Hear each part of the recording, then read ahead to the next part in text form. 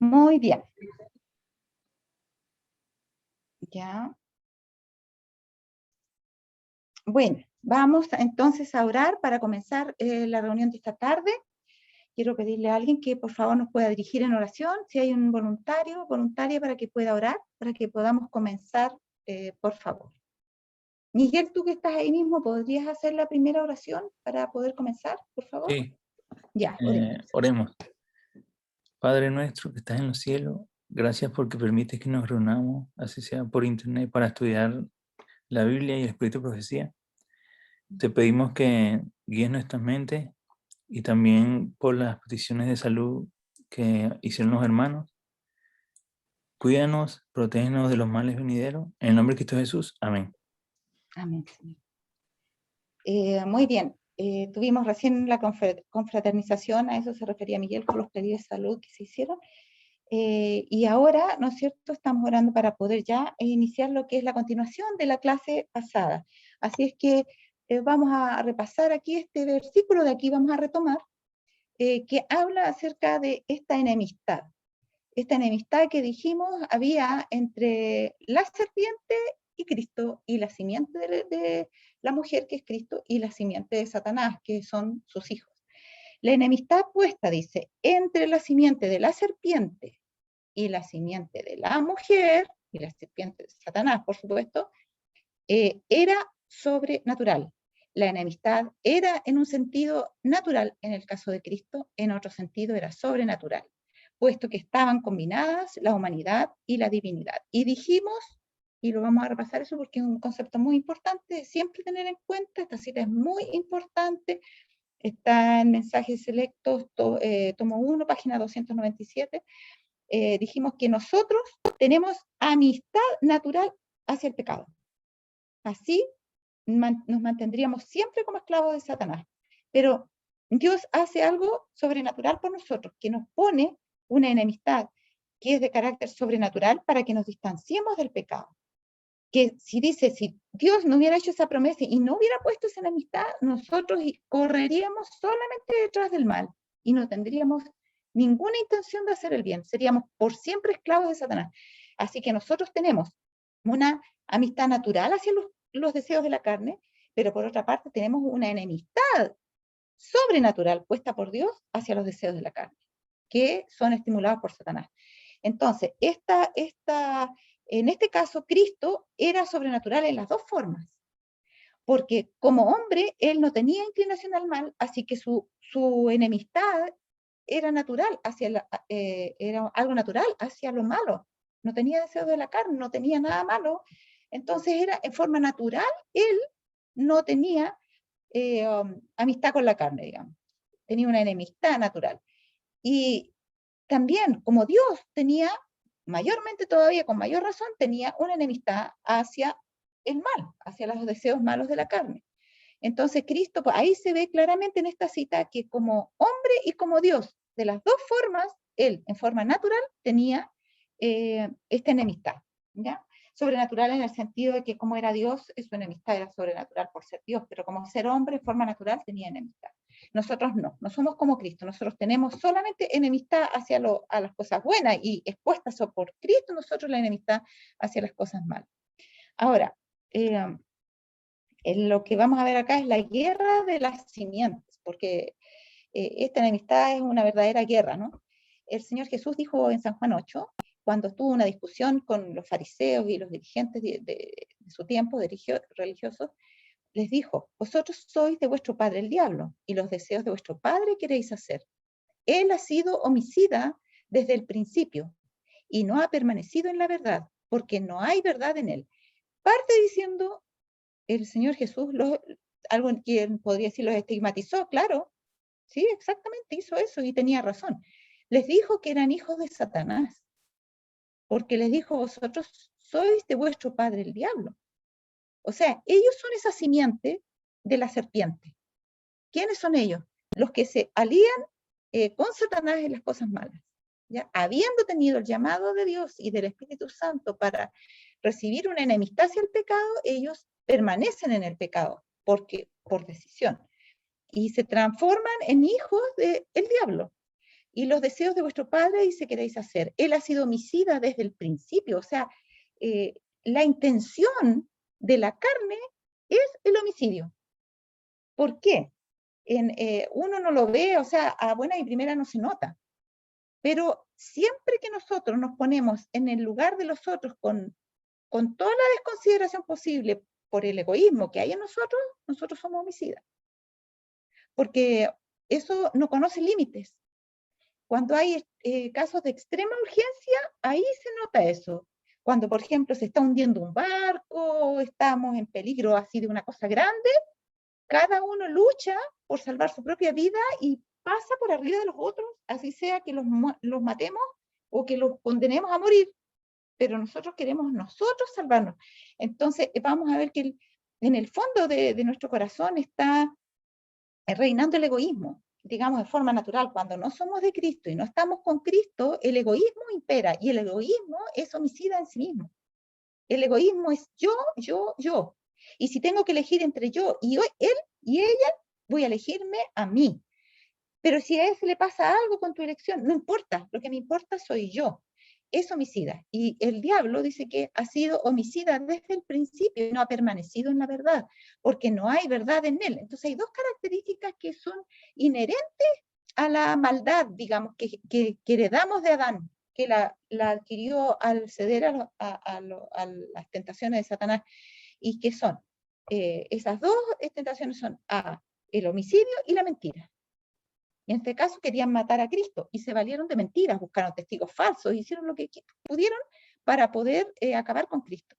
¿Ya? Miren, es tanto lo que reina la mentira, que en Habacuc, si no me equivoco, Sofonía, no me acuerdo cuál de los dos, habla ahí de que este pueblo dice que tiene la verdad. O sea, a ver, si lo voy a buscar para leérselo mejor. Es como una característica distintiva de los hijos de Dios, que ellos están apartados de la mentira.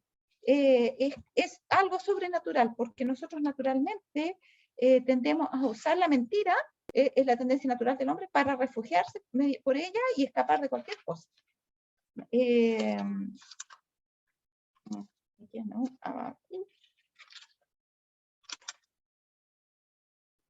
A ver. Sofonía.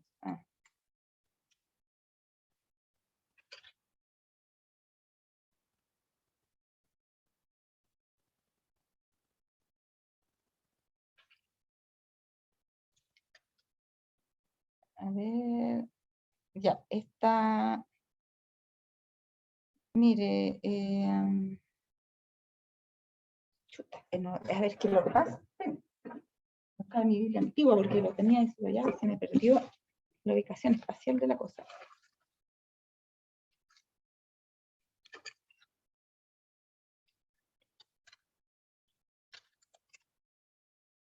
Sí, es Sofonías. Sofonías parece que es. El capítulo debería ser el 3. Sí, el capítulo 3, al final casi de Sofonías. El versículo 12 en adelante dice: y dejaré en medio de ti un pueblo humilde y pobre, el cual confiará en el nombre de Jehová. El remanente de Israel no hará injusticia ni dirá mentira, ni en boca de ellos se hallará lengua engañosa, porque ellos serán apacentados y dormirán, y no habrá quien los atemorice. O sea, ¿se fijan cómo se destaca el hecho? Y de dos formas: ni dirá mentira, ni en boca de ellos se hallará lengua engañosa. Es como dos maneras de decir más o menos lo mismo. Y también los mentirosos estarán fuera, dice, de la ciudad prometida. En Apocalipsis 21 habla de lo mismo. Corintios 9, si no me equivoco, también habla de lo mismo. O sea, no entrará en ella ninguna cosa que diga o haga mentira. Son las características distintivas de Satanás: el homicidio y la mentira. Él ha sido homicida desde el principio y no ha permanecido en la verdad, y la raíz del homicidio está en el egoísmo, porque no hay verdad en él. Cuando habla mentira, de suyo habla, porque es mentiroso y padre de mentira. Si es padre de mentira, quiere decir que tiene hijos de mentira, que también siguen la mentira, igual que él. ¿Se fijan? Ahora, y a mí, porque digo la verdad, dice Jesús, no me creéis. ¿Quién de vosotros me redarguye de pecado? O sea, el Señor está diciendo, yo digo la verdad.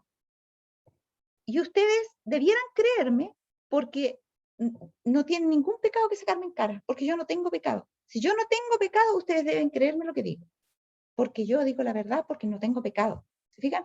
¿Quién de vosotros me redarguye de pecado? Pues si digo la verdad, da por sentado que si él no tiene pecado, entonces dice la verdad.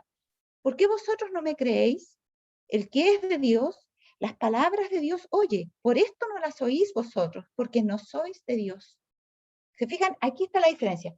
Unos que hablan verdad, otros que hablan mentira. Los que son de Dios oyen las palabras de la verdad. Los que no son de Dios no quieren oír la verdad.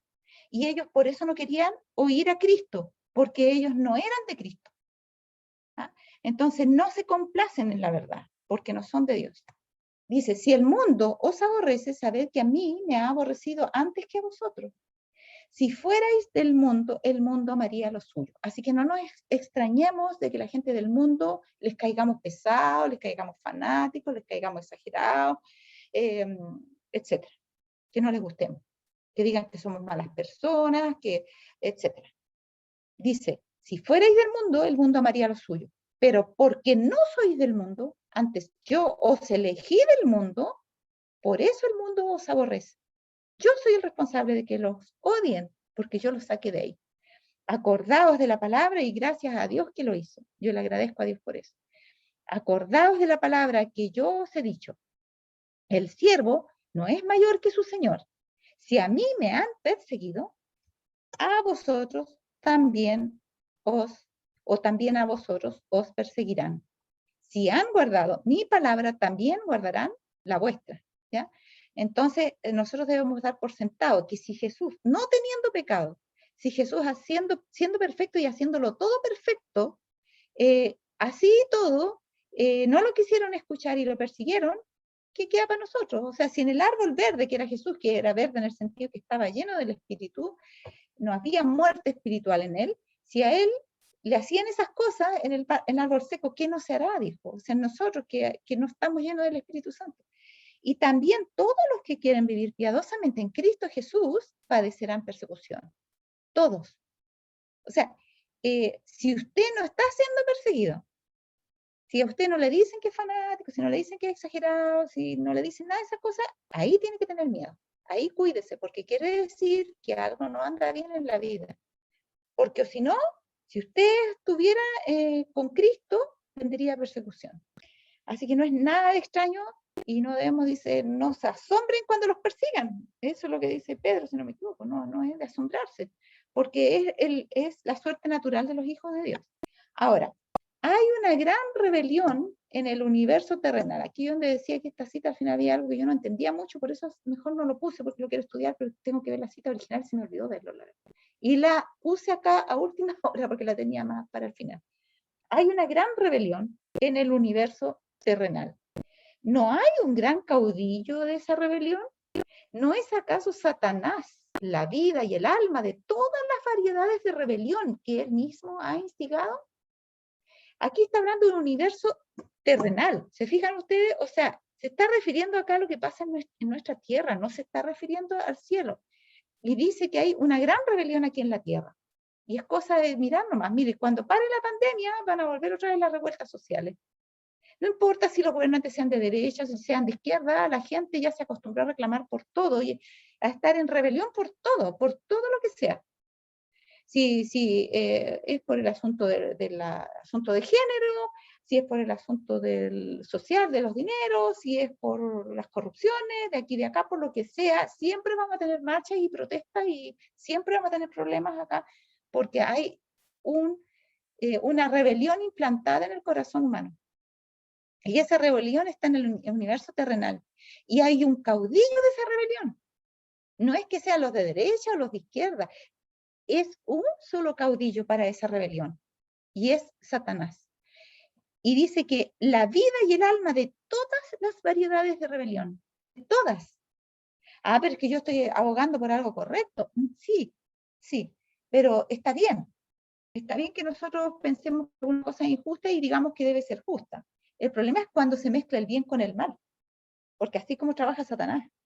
Entonces, a veces esas cosas que parecen justas no son tan justas y las llevamos al extremo y nos damos cuenta que no estábamos en el lugar correcto, ¿ya?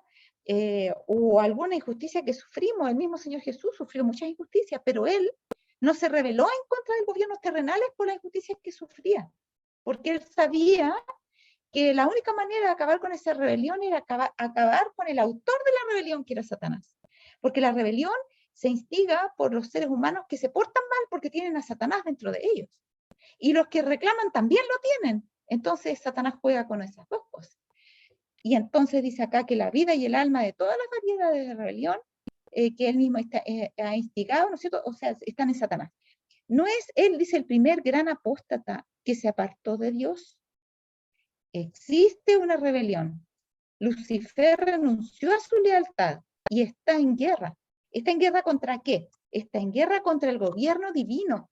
Bueno, pero entonces, ¿qué tiene que ver nosotros? Porque acá no puede ir a entrar al cielo a hacer una pelea, porque ya lo echaron, ya se midieron las fuerzas y él sabe que va a perder. No puede ir a pelear otra vez con los otros ángeles que quedaron allá. Entonces, ¿qué hace? Pelea acá, en este mundo, con los hijos de Dios, contra los hijos de Dios y para acabar toda posibilidad de que haya nuevos hijos de Dios.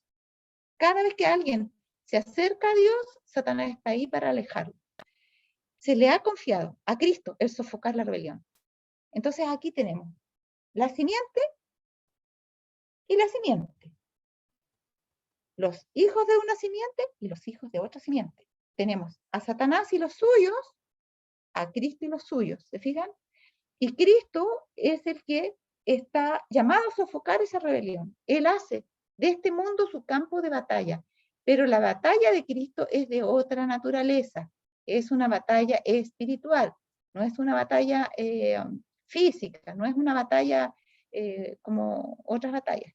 Dice, está a la cabeza de la familia humana, reviste su divinidad con humanidad y recorre el terreno donde cayó Adán y soporta todos los ataques de las tentaciones de Satanás.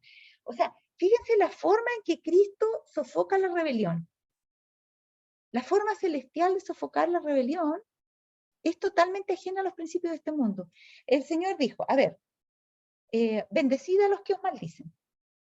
El mundo dice, no, ojo por ojo, diente por diente. ¿Ya? El Señor dice, amad a vuestros enemigos. ¿Qué le enseña uno al mundo? Mira, ¿sabes lo que tienes que hacer? Tienes que sacarle pica, tienes que molestarlo nomás, no de permitirle hacer las cosas y tienes que aquí y acá y vengarte. Tú no puedes ser tan así que aguantes todas las cosas. Hay que hacer una marcha, hay que hacer algo para reclamar. El Señor dice que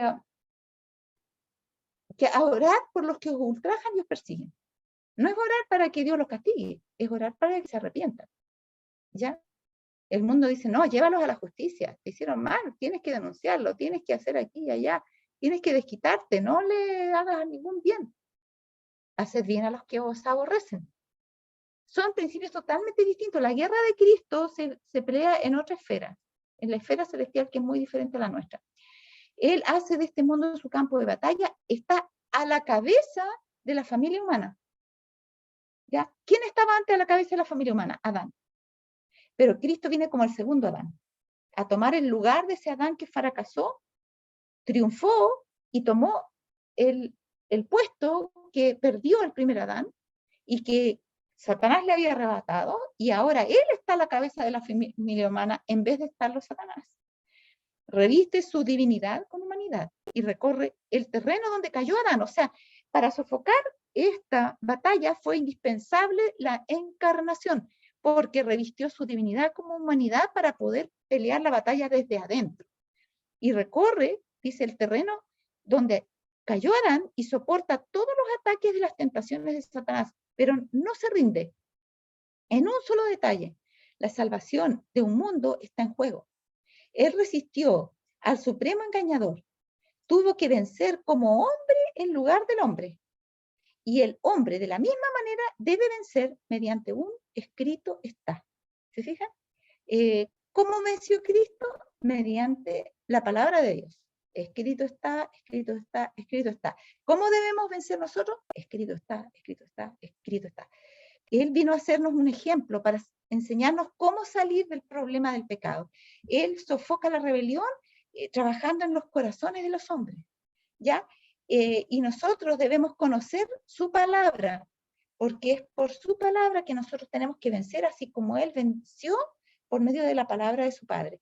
Cuando fue tentado en el desierto y Satanás se le presentó y le dijo que era uno de los ángeles de Dios que venía a probarlo, digamos, y le dijo, bueno, ya ha sido probado, pero bueno, le dijo, si eres hijo de Dios, lo primero que le dijo, convierte estas piedras en pan, y el Señor se acordó.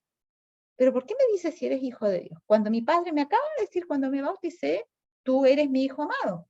Entonces no me mandaría a un ángel para que me diga que le tengo que probar a él que soy hijo de mi padre. Yo debo ejercer fe en la palabra de mi padre, en la palabra de Dios. Y mi padre mismo dijo que yo soy su hijo amado. Debo creer a la palabra de Dios y no a este ángel. Por más deslumbrante que se vea y que se me aparezca con palabras bonitas y todo eso, y que me diga que convierta las piedras en pan, como si que me quisiera ayudar, no importa. Mi padre sabe que tengo hambre, si él quiere satisfacerla, bien, y si no, no. Como lo que hablábamos al comienzo, ¿se acuerdan? Con respecto a otro tema. Y el hombre de la misma manera debe vencer mediante un escrito está. Acá teníamos esto, ¿no? Apocalipsis 2 nos habla de la mujer y el dragón. La primera gran señal, la mujer. Y eso nos habla, ¿no es cierto? La mujer que está embarazada, que tiene al hijo, que es arrebatado para Dios, es la encarnación. Y la otra señal es el dragón. Esta es calificada de gran. Esta simplemente el dragón es otra señal.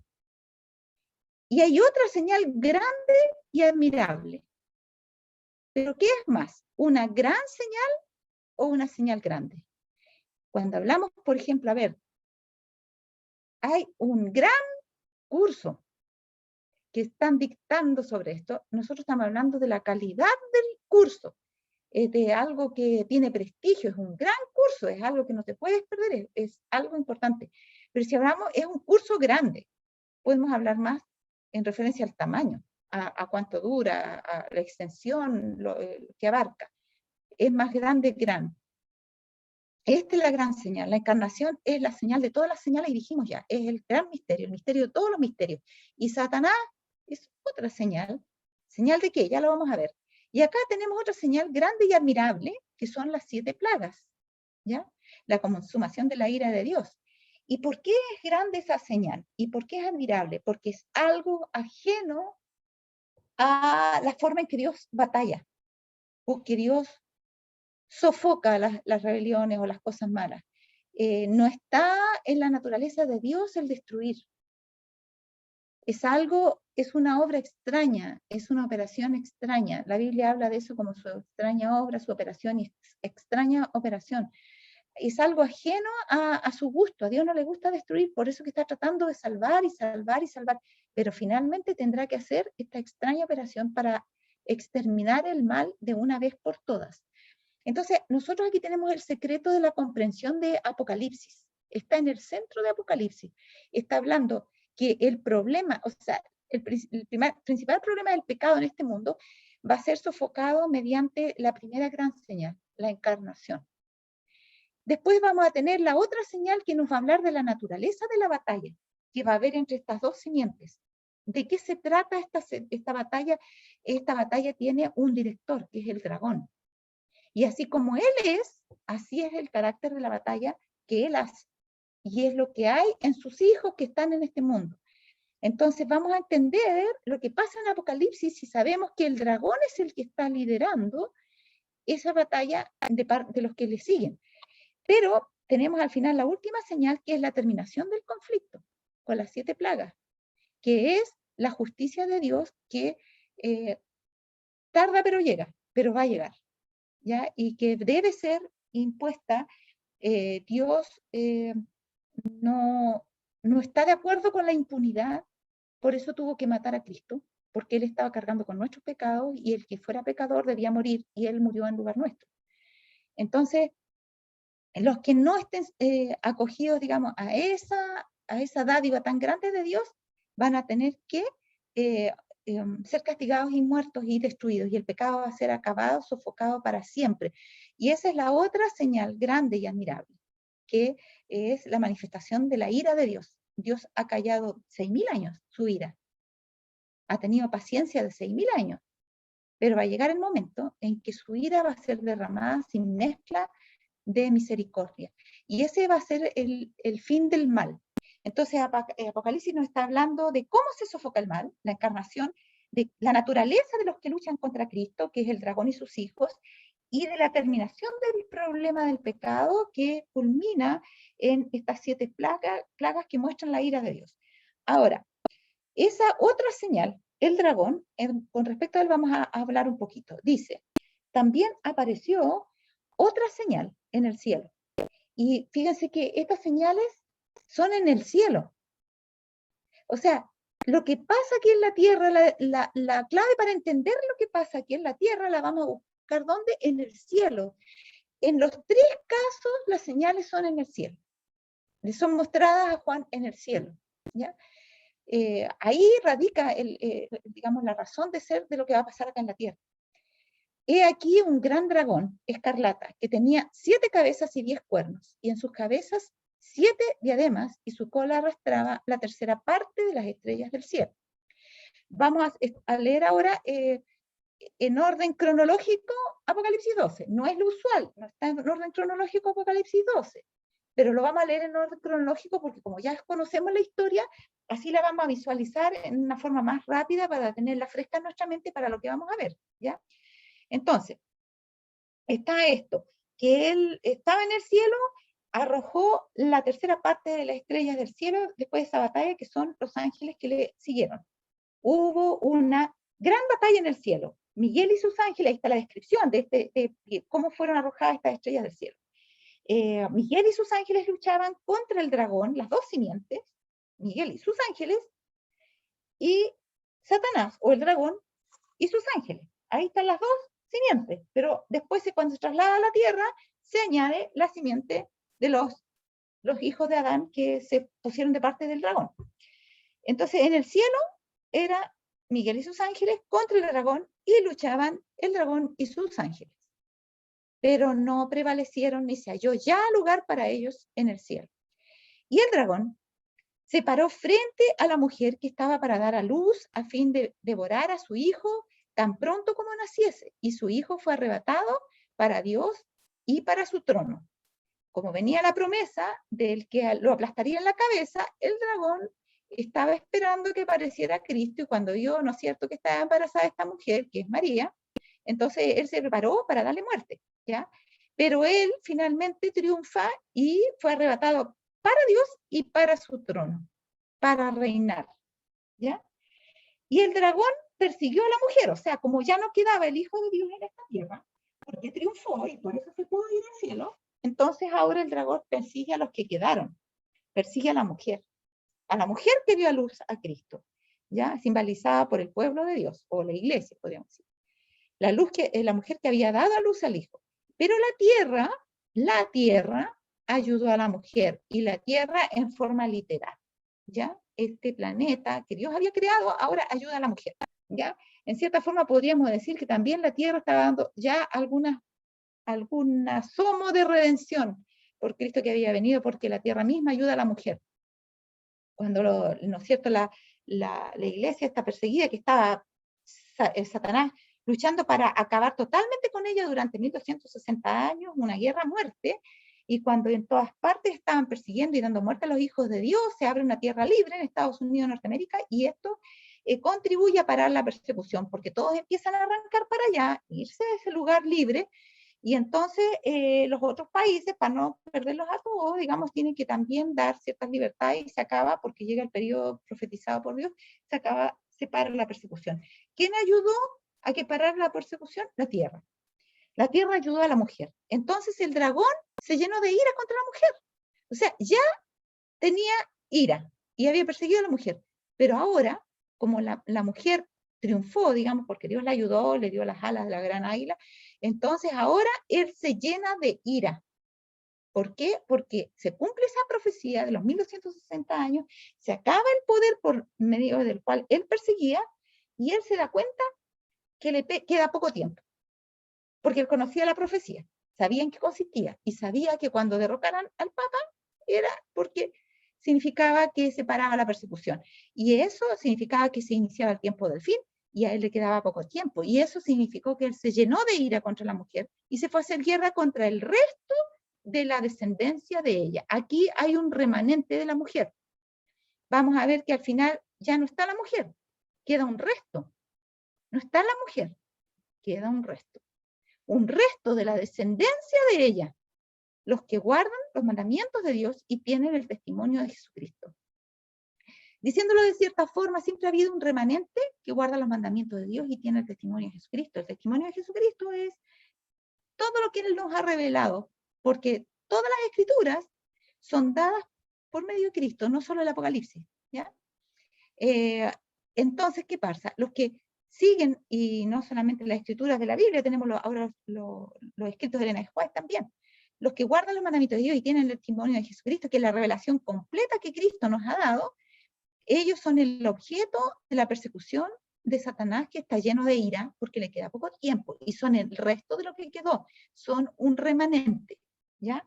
Ahora, la hilación profética empieza, dice acá, estoy leyendo ahora del conflicto de los siglos, con el dragón, que trató de destruir a Cristo cuando nació. En dicho capítulo vemos que el dragón es Satanás, y siempre hemos sabido que el dragón es Satanás, pero ¿es solamente Satanás? Miren lo que dice acá. Fue él quien indujo a Herodes a procurar la muerte del Salvador. O sea, el autor intelectual, Satanás. El autor material, Herodes. ¿Ya? Fue él quien indujo a Herodes, al autor material, a procurar la muerte del Salvador. También lo indujo a matar a Juan el Bautista, cosa que hizo. Pero el agente principal de Satanás al guerrear contra Cristo y su pueblo durante los primeros siglos de la era cristiana fue el Imperio Romano, en el cual prevalecía la religión pagana. Así que si bien el dragón representa primero a Satanás, en sentido derivado, es un símbolo de la Roma pagana. Entonces, vamos a entender que Satanás no solo es el dragón, sino que Satanás, o sea, el dragón no solo es Satanás, sino que el dragón también es los agentes de Satanás que son usados por Satanás. Cuando más perfectos todavía son usados, son mejores todavía para Satanás. Y el Imperio Romano fue el que persiguió a Cristo, trató de matar a Herodes a Cristo, y después Roma trató de matar a los discípulos, a los cristianos, a los discípulos de Cristo. ¿Ya? Entonces la Roma pagana también puede ser considerada como el dragón, porque es la embajadora de Satanás, su representante. En la escena en que se representa la obra de Cristo por nosotros y la decidida acusación de Satanás contra nosotros, Josué aparece como el sumo sacerdote. Miren, acá está hablando de Zacarías 3, ¿ya? ¿Se acuerdan de Josué, el sumo sacerdote que presenta allí, ¿no es cierto? Alguien que está compungido por su pecado y se siente arrepentido de su pecado y anda con vestiduras sucias, y Jesús intercede por él, y Satanás alega que no, que tiene que ser destruido porque mire cómo está, es sucio, es pecador. Y aquí está describiendo esa escena, ¿ya? Y dice, en la escena en que se presenta la obra de Cristo, Cristo está por nosotros y Satanás está contra nosotros. Así que si nosotros nos sentimos pecadores, no pensemos que es algo malo, sino que es Cristo que está tratando de que nos demos cuenta de que estamos enfermos de pecado. Es a nuestro favor que Cristo nos muestra el pecado. Él está, su obra está por nosotros, no contra nosotros. Y cuando nosotros reconocemos nuestro pecado, Él no nos humilla. Viste que eres pecador, viste que eres pecador, que eres pecador. Él no se hiere, no nos reproche y una vez y otra, viste, la otra vez me pediste perdón y estoy haciendo lo mismo, eres pecador. No, eso es herir, no lo hace, sino que lo que Jesús hace es que busca que nos arrepintamos para provocar un cambio de vida, ya, porque nos ama y quiere llevarnos al cielo, y para eso tenemos que cambiar, está a nuestro favor. Es como las mamás con los hijos. No es que estemos en contra de los hijos cuando ellos hacen algo mal y los reprendemos o incluso los castigamos, es porque queremos que ellos se reformen, que ellos aprendan cosas buenas y que sean felices. Eso es lo mismo que hace Cristo. Entonces, la escena en que se representa la obra de Cristo por nosotros y la decidida acusación de Satanás contra nosotros, Josué, que es el sumo sacerdote que está ahí, aparece como el sumo sacerdote e interpone una demanda en favor del pueblo que guarda los mandamientos de Dios. ¿Se fijan ustedes? Es Cristo intercediendo ahora por ese remanente. ¿Qué hace? Guarda los mandamientos de Dios. ¿Y por qué tiene que estar a favor de él si ya guarda los mandamientos? Porque nosotros, antes de guardar los mandamientos, teníamos pecado. Y seguimos todavía en eso hasta que seamos completamente sellados. Caemos, nos volvemos a levantar, Cristo nos perdona, nos volvemos a caer, nos vuelve a perdonar, hasta que llega un momento, va a llegar el momento, y para eso Dios nos está adiestrando en que ya no pequemos más. Entonces, Josué, interpone la demanda representando a Cristo a favor de su pueblo que guarda los mandamientos. Al mismo tiempo, Satanás presenta al pueblo de Dios como compuesto de grandes pecadores y hace aparecer ante el Señor la lista de los pecados que él los tentó a cometer. Miren qué hipócrita. Mira, hizo esto, y él mismo nos hizo hacer eso. Es como, ¿se acuerdan cuando le llevaron a Jesús la mujer sorprendida en adulterio? Lo que dice el Espíritu de Profecía es que ellos mismos instigaron todo eso para meter a la mujer en adulterio. Y cuando ya vieron que estaba en adulterio, ahí fueron y la pescaron en el mismo momento en el acto del adulterio y la llevaron a donde Cristo para que Cristo tentara a Cristo que diera una sentencia que los favoreciera para poder condenar a Cristo. Entonces, hace aparecer ante el Señor la lista de los pecados que él los tentó a cometer durante su vida y exige que debido a sus transgresiones, que él mismo les instigó, sean entregados en sus manos para la destrucción. ¿Y qué hace Jesús? Lo mismo que hizo con esa mujer, ¿no es cierto? Le dijo, ni yo te condeno, vete y no peques más. Pero va a llegar un momento en que se esperará que ya no pequemos más de verdad, ¿ya? Ahora, esta escena es profética y está hablando de cuando ya seamos sellados, ¿ya? Y ahí es cuando él va a exigir que seamos entregados en sus manos para la destrucción, cuando estén viniendo los juicios de Dios. Pero, y cuando vengan las plagas después, ¿no? Pero el Señor no nos va a entregar en sus manos porque ya nos habrá perdonado nuestros pecados. Exige, mire, exige y exige que no sean protegidos por los ángeles ministradores contra la confederación del mal. Fíjense que esta es una prueba de que el Señor sigue intercediendo por su pueblo en el sentido de prohibirle a Satanás que les pueda hacer algún daño. En ese sentido, el Señor intercede a favor nuestro. O sea, Él le dice a Satanás que no y que no. Y no lo deja destruirnos porque ya estamos sellados. Entonces, ese sello es también para protección. Está lleno de odio. ¿Por qué? Porque no puede atar en manojos a los hijos de Dios con el mundo. Esta expresión de atar en manojos, la encontramos en Mateo, está hablando de la destrucción final donde ¿cómo se llama? Las malezas son atadas en manojos para ser quemadas, ¿ya? Entonces, él quiere atar en manojo a los hijos de Dios porque él está hablando de la destrucción final, ¿ya? Y él está enojado porque no los puede atar en manojo a los hijos de Dios con el mundo, a fin de que le rindan completa obediencia. Y ahora viene esta declaración. Reyes, príncipes y gobernantes han colocado sobre sí mismos el rótulo del anticristo. Está hablando de los gobernantes de esta tierra, de los reyes, príncipes y gobernantes, que son el dragón, porque tienen el rótulo del anticristo, y el que está en contra de Cristo es el dragón, la lucha, ¿no? Y Satanás y sus hijos, y Cristo y sus hijos. Y los hijos de Satanás van a ser los reyes, los príncipes y los gobernantes. Y tienen el rótulo del anticristo, o sea, contra Cristo, y son representados por el dragón que va a hacer guerra contra los santos, ¿se fijan? Otra vez tenemos, o sea, teníamos a Roma, pagana, y ahora son los reyes, príncipes y gobernantes en el tiempo del fin, también ellos son representados por el dragón. Entonces, cuando leamos en Apocalipsis el dragón, vamos a entender que son los que persiguen a los hijos de Dios, ¿ya? Y van a ser los gobernantes. Así como lo fue Roma, que quiso matar a Cristo, en el tiempo final van a ser también los gobernantes que van a querer matar al remanente. Dice, son representados por el dragón que va a hacer guerra contra los santos, los que guardan los mandamientos de Dios y tienen la fe de Jesús. En su enemistad contra el pueblo de Dios, se muestran culpables también de la elección de Barrabás en lugar de Cristo. O sea, lo mismo. ¿Quieren que les suelte a él? No. mire, pero prefieren a él o a Barrabás. ¿A cuál le suelto? Suéltanos a Barrabás y crucifica a Jesús. En su enemistad contra el pueblo de Dios, ellos prefieren que permanezcan con ellos todos los ladrones, los violadores, los mentirosos, estafadores, pero que los hijos de Dios, que hablan de la ley de Dios que hay que guardar, que ellos sean muertos. La misma elección que hicieron, prefirieron a Barrabás, que era un ladrón y un homicida, en lugar de Cristo. ¿Se fijan?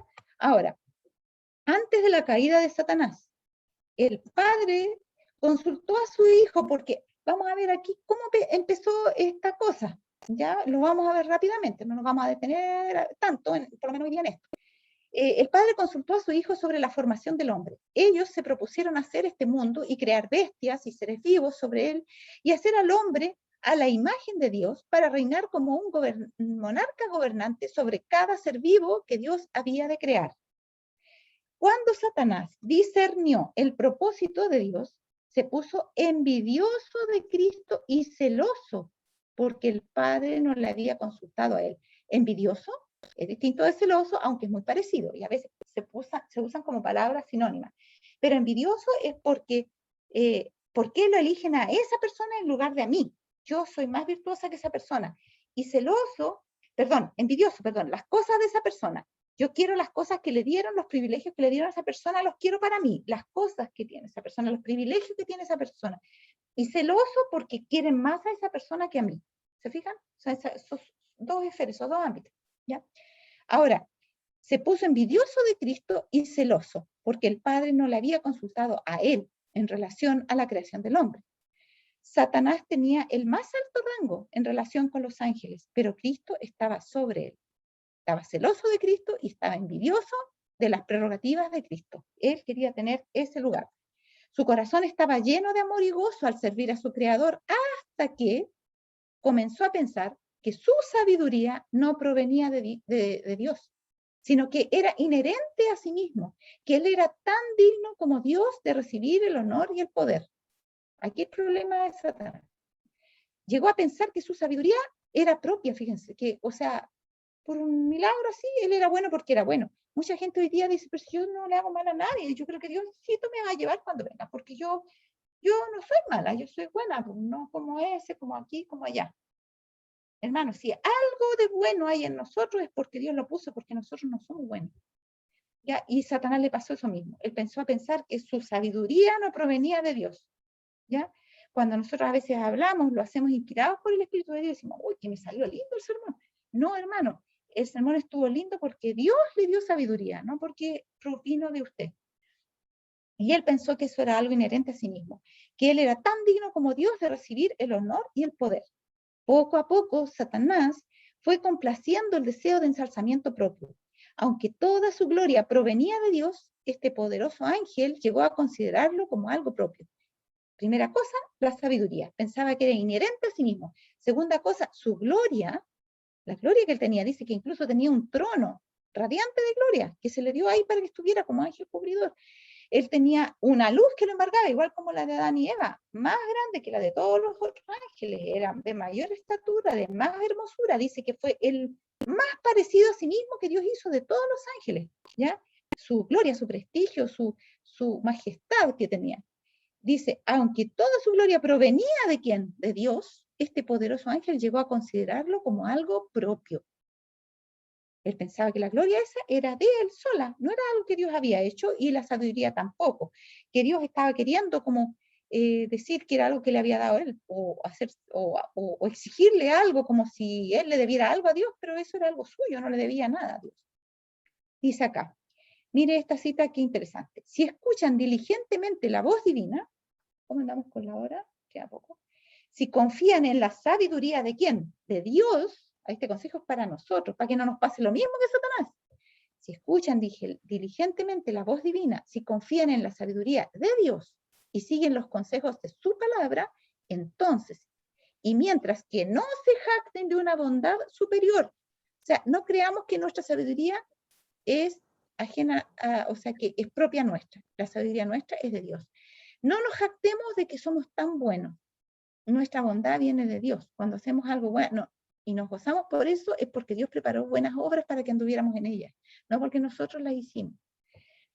Podemos estar seguros, si confiamos en eso, en la sabiduría de Dios y en su bondad superior de Dios y no nuestra, podemos estar seguros de que están buscando alcanzar la perfección del carácter cristiano. Pero no debemos vacilar en declarar que es falsa la santidad de los que siquiera insinúan que ya no necesitan más escudriñar las Escrituras. ¿Qué tienen que ver las Escrituras? Tienen que ver, porque por medio de las Escrituras nosotros conocemos a Dios. Por medio de las Escrituras nosotros conocemos nuestra indignidad. Por medio de las Escrituras conocemos este conflicto entre el bien y el mal, y las Escrituras nos dicen que nuestra naturaleza es mala, y nosotros confiamos en lo que Dios nos ha contado acerca del pecado y del remedio para el pecado. Entonces, los que creen que no necesitan más estudiar las Escrituras, dice, ¿qué pasa con ellos? Están dependiendo de su propio entendimiento, ¿ya? No, si esas cuestiones yo ya las sé todas ya, así que no, mire, ya me sé toda la Biblia. Hay gente que dice eso, yo no sé cómo, yo llevo años estudiando y todavía no me las sé todo, pero creo que ya me las sé todas, así que no me vengan a hablar de esas cosas porque yo ya las sé. Ellos están dependiendo de su propio entendimiento, en vez de conformarse con la voluntad de Dios. Usted le empieza a plantear algunos problemas bíblicos difíciles de entender y ahí quedan todos enredados. La santificación bíblica no es la falsa santificación de hoy, la cual no anhela escudriñar las Escrituras, sino que se confía en los buenos sentimientos e impulsos. Hay un tipo de santificación, o sea, cuando nosotros sentimos santos, que es la que impera ahora, porque dice, la santificación bíblica no es la falsa santificación de hoy, es lo que hay hoy. El concepto actual de santificación hoy es un concepto que hace a un lado la Escritura, no anhela escudriñar la Escritura. ¿Se basa en qué? En los buenos sentimientos e impulsos. Piensa que el hecho de que sientan buenos sentimientos e impulsos es prueba de que ellos están con Dios. Y no saben que Satanás también puede producir sentimientos de placer, impulsos de felicidad. Ahora, ellos confían en eso, antes que en buscar la verdad como un tesoro escondido. Confían en sus buenos sentimientos e impulsos. La santificación bíblica es conocer los requerimientos de Dios y obedecerlos. Y ahí está la gran diferencia. Satanás está a vuestra diestra y a vuestra siniestra, delante y atrás. Tiene un alimento de fábulas preparado para cada alma que no albergue la verdad tal como es en Jesús. Y Jesús dijo, escudriñad las Escrituras porque a vosotros os parece que en ellas tenéis la vida eterna y ellas son las que dan testimonio de mí. ¿Cómo conocemos a Cristo sin la Escritura? Imposible. Ellas son las que dan testimonio de Cristo. Y algunos pretenden tener a Cristo sin querer leer las Escrituras.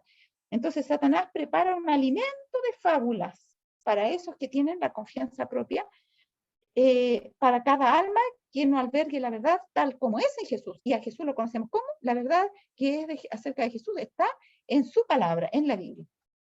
Ahora miren, acerca de esto, de que Satanás fue echado fuera, porque eso decía ahí Apocalipsis 12, ¿no? Y fue echado afuera, qué sé yo, está hablando de Satanás. Vamos a ver cuáles eran las pretensiones satánicas, lo que Satanás quiere y quería. O sea, que quería cuando fue echado del cielo, lo que él pretendía. Primero, el gobierno de Dios, dice esta cita, no solo incluía a los habitantes del cielo, sino también a los habitantes de todos los mundos creados. Satanás pensó que si él podía arrastrar a las inteligencias celestiales en su rebelión, también podía hacerlo con los seres de otros mundos. O sea, sus aspiraciones no eran solamente a ocupar el mejor lugar en el cielo, sino a gobernar sobre otros mundos, a arrastrar a las inteligencias celestiales en su rebelión. Él sabía que había seres de todos los mundos creados que estaban vulnerables ante él, que se consideraba tan potente, ¿no? Entonces, la pretensión de él era alcanzar también, no solo a los habitantes del planeta cielo, digamos, donde Dios vive, sino también a los seres de otros mundos. Segunda cosa que él aspiraba, Cristo y sus ángeles lucharon contra Satanás y sus ángeles, pues estos, Satanás y sus ángeles, estaban decididos a permanecer en el cielo con toda su rebelión. ¿Ya? Hay hijos así que se quieren quedar en la casa, pero que nadie les diga lo que tienen que hacer y permanecer con toda su rebelión y que poco menos hasta los papás tengan que ser sus siervos. Entonces, es lo mismo que pasó en el cielo. Esa era la condición cuando ya Dios dijo basta. Estaban decididos a permanecer. Ellos no se querían ir, ellos querían quedarse ahí tener su trono y ocupar el lugar de Cristo, pero no prevalecieron. Cristo tuvo que poner fin a eso. Siempre hay un límite para la paciencia de Dios. Tercera pretensión, si no podía ser la más alta autoridad del cielo, sería la más alta autoridad en rebelión contra el gobierno del cielo. Fíjense, deliberadamente estaba planificando eso. Bueno, si yo no voy a ser el que manda aquí, voy a mandar, pero afuera. Como algunos, bueno, en la iglesia no me quieren dar cargo, yo me voy a ir de la iglesia, yo voy a crear mi propia iglesia. Y hay pastores que lo han echado y que han hecho, han creado su propia iglesia. Entonces, en rebelión contra la iglesia. Y se dedican no a ganar gente para Cristo de afuera, sino a sacar, la mayoría de las veces, a sacar gente de la iglesia de Cristo para la iglesia de ellos. Satanás quiere sacar de los súbditos de Cristo para su reino. ¿Ya? Ahora, ¿por qué Satanás y sus ángeles no podían ser perdonados? Creo que con esta cita quiero que terminemos, que no es tan corta, pero para explicar por qué cuando él fue echado, tuvo que ser echado. ¿Por qué no pudo ser perdonado? Dios lo soportó por mucho tiempo en el cielo, pero ¿por qué finalmente no pudo ser perdonado? Dice, Satanás, el principal de los ángeles caídos, una vez ocupó una excelsa posición en el cielo. Seguía a Cristo en jerarquía. El conocimiento que él tenía, como también los ángeles que cayeron con él, del carácter de Dios. Aquí hay algo importante. Él tenía un conocimiento del carácter de Dios. Era el querubín cubridor principal, el que estaba ahí encima de Dios, el que escuchaba las órdenes y ejecutaba las órdenes más importantes de Dios, el que daba órdenes de parte de Dios a los otros ángeles. Ese conocimiento que él tenía del carácter de Dios, que se fue describiendo en todas las decisiones, en los propósitos y en las intenciones de Dios, ese conocimiento que él tenía, dice, además del carácter de Dios, donde estaba su bondad, su misericordia, sabiduría y excelsa gloria, hizo imperdonables culpas. O sea, él no era alguien que no conociera a Dios. Él conocía todo lo bueno de Dios, su bondad, su misericordia, su sabiduría, su gloria. Eso dice, hizo imperdonable su culpa. No había esperanza posible de redención para los que habían sido testigos de la inefable gloria del cielo. Adán y Eva no. Ellos no lo conocieron como Satanás lo conoció. Pero estos que habían sido testigos de la inefable gloria del cielo, disfrutado de ella, visto la terrible majestad de Dios y se habían rebelado contra él a pesar de toda esa gloria, esos dice, ¿qué pasa con ellos? No había nuevas y maravillosas manifestaciones del excelso poder de Dios que pudieran impresionarlos tan profundamente. Porque para poder darles el arrepentimiento, Dios tenía que mostrarles un incentivo. No había más incentivos más grandes que los que habían recibido. No había nuevas y maravillosas manifestaciones del excelso poder de Dios que pudieran impresionarlos, así tan profundamente como las que ya habían experimentado. Si pudieron revelarse en la misma presencia de la gloria inefable, no podían ser colocados en una condición más favorable. ¿Para qué? Para ser puestos a prueba. Ellos debían ser puestos a prueba. Algunos quieren que las personas que son que pecan en la iglesia y son disciplinadas, se les dé un tiempo de prueba nomás así, para volver a ponerlo. Pero nunca sabe si se arrepintieron. ¿Cuál sería la forma de saber que alguien que ha tenido una falta muy grande sea verdaderamente arrepentido? Cuando esa persona ha sido borrado y solicita rebautizarse. Ni siquiera así es una prueba segura, pero por lo menos una prueba que se puede tener de que ha habido un arrepentimiento. Pero esas personas que son solamente disciplinadas y las faltas han sido muy graves, ¿usted cómo sabe que esa persona se arrepintió? Satanás no había cómo ponerlo a prueba. No había ya cómo ponerlo a prueba porque todo había tenido todos los privilegios habido y por haber. No había disponible una fuerza de poder ni mayores alturas y profundidades de gloria infinita para subyugar sus celosas dudas y sus murmuraciones de rebeldía. O sea, ¿con qué lo voy a conmover? Ya no hay nada para conmoverlo, porque todas las cosas más lindas de la gloria, del amor de Dios, del carácter de Dios, le han sido mostradas y ya no hay cómo subyugar estas dudas celosas, porque eran dudas instigadas por los celos, y esas murmuraciones que eran instigadas por la rebelión. No había ya posibilidad para poder trabajar su corazón. Su corazón había sido trabajado con todas las herramientas disponibles para la divinidad, para los demás ángeles que también fueron y le rogaron que se arrepintiera y ya no había cómo hacerlo volver. Había pasado el punto de no retorno. Cuidado porque nosotros no sea que también pasemos el punto de no retorno. No, con Dios no se puede jugar. Dios hace todo lo que puede. En el caso de Satanás, su culpa fue imperdonable porque ya no había cómo se arrepintiera. No había cómo hacer que se arrepintiera. Había tenido todas las oportunidades y no había aprovechado ninguna oportunidad. Entonces, cuando algunos piensan que Dios es tan bueno que hasta Satanás lo va a perdonar, eso es imposible. Dios solamente puede tener en el cielo a gente que esté verdaderamente arrepentida y que no vaya a pecar más. Pero Satanás jamás se arrepintió. Jamás. Y volvería a hacer 10.000 veces lo mismo. Prueba de ello, cuando vuelva el Señor por tercera vez, después de 1000 años de reflexión, solo en esta tierra, va a volver a instigar al mal nuevamente y va a tratar de que toda esa multitud que resucita vaya en contra de la ciudad y la tome. Y cuando ya eso no le resulte porque la gente se vea la majestad de Dios y él mismo se sienta compungido ante la majestad de Dios y todos se inclinen aún él mismo delante de Dios, va a volver a levantarse y va a volver a decir, no, todavía lo puedo lograr. Y así nosotros todavía podemos atacar la ciudad y ahí ya nadie lo va a querer escuchar.